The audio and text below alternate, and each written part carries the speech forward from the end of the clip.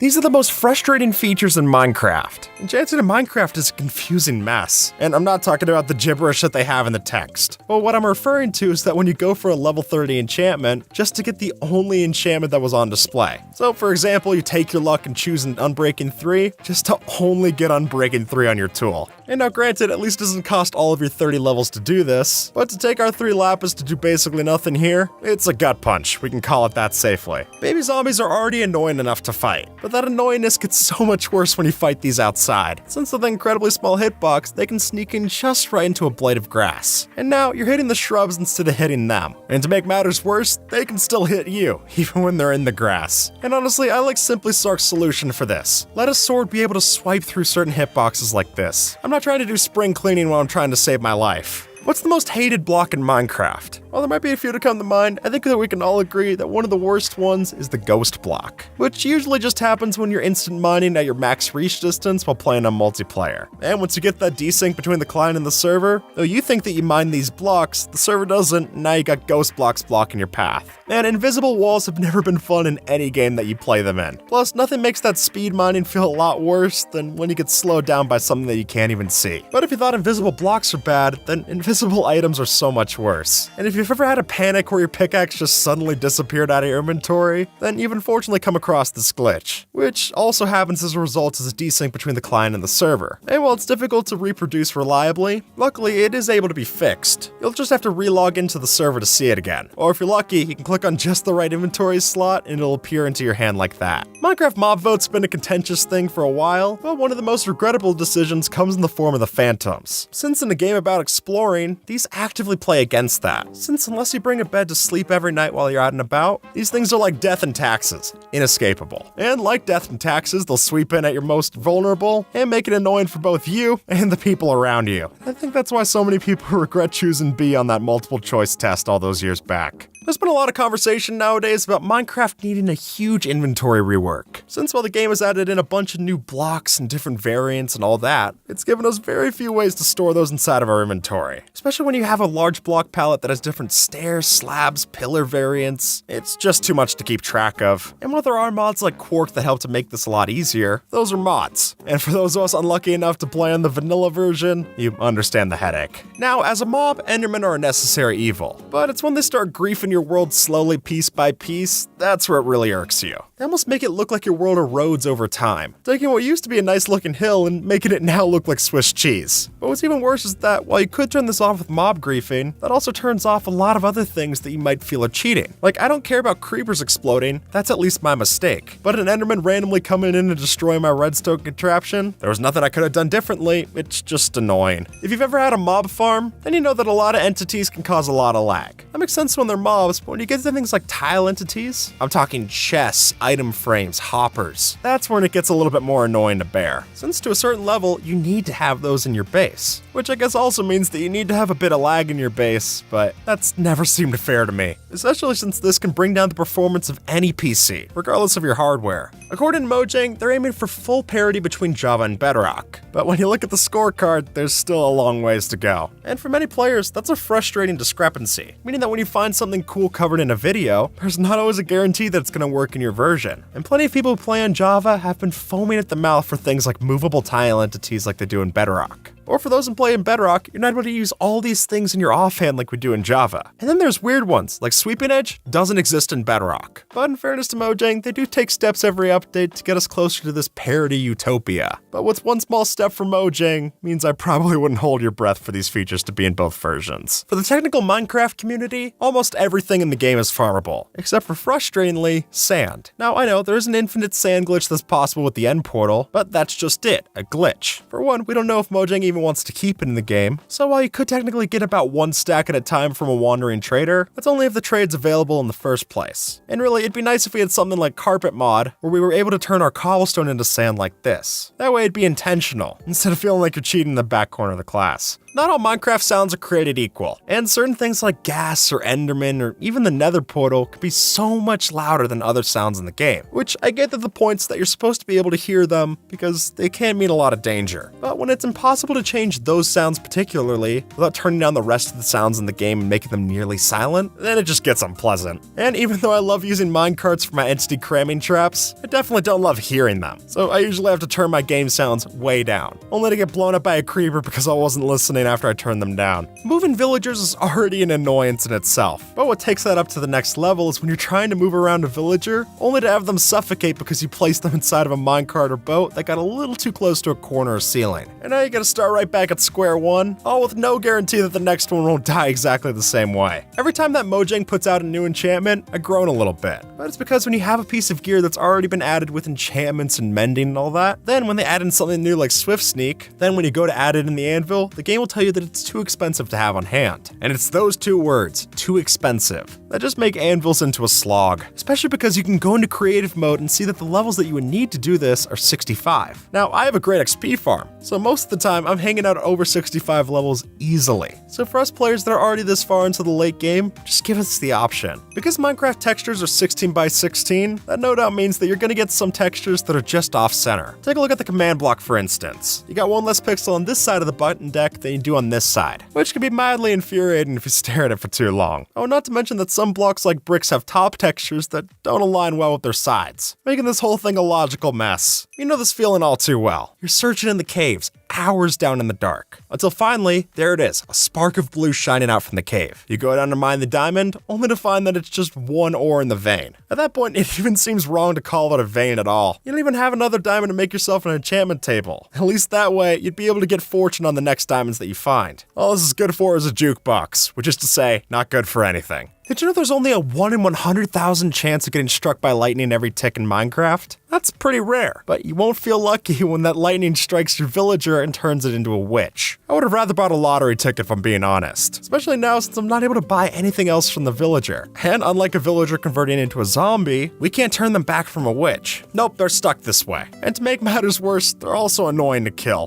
Minecraft paintings have never been particularly useful, but part of the reason for that could be that there's just no odd width paintings.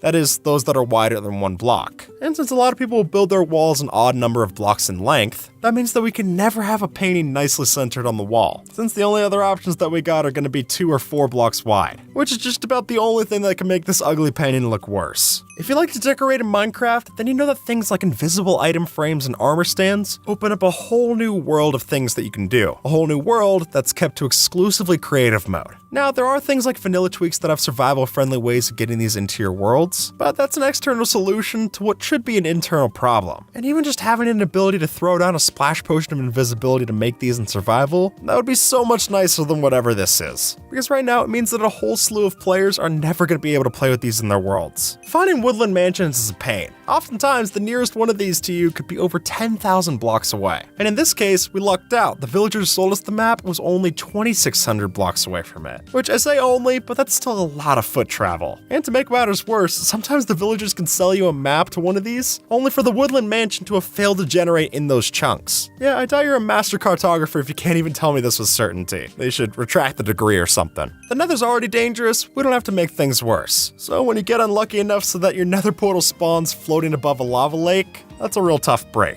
Not just because you're gonna have to spend loads of blocks trying to get over safely to land, but with the risk of gas nearby, they could also make sure that you don't even make it to land in the first place. Honestly, when I see this happen, I'd just rather start over with my nether portal in a different place in the overworld. This isn't worth the hassle. And nether portals aren't just dangerous for us in the nether, but they can also be a problem in the overworld. Since when they happen to spawn zombified piglins, those neutral mobs can walk around and break down the doors in your base, which then makes it easier for actual hostile mobs to come into your base and kill everyone else. And without the ability to turn off the zombified piglins from spawning with things like light levels and that just makes this problem even worse. A librarian villager could be one of the most useful things that you have in your world. But to get that useful villager, you're gonna have to go through a lot of useless variations. And just trying to cycle through all of the different trades to eventually get the enchanted book that you want can take hours. Not in game, but in real life. And then once you've been doing this for long enough, eventually the villager will decide to not even change its trades anymore, and then you gotta wake up the next day and try all again.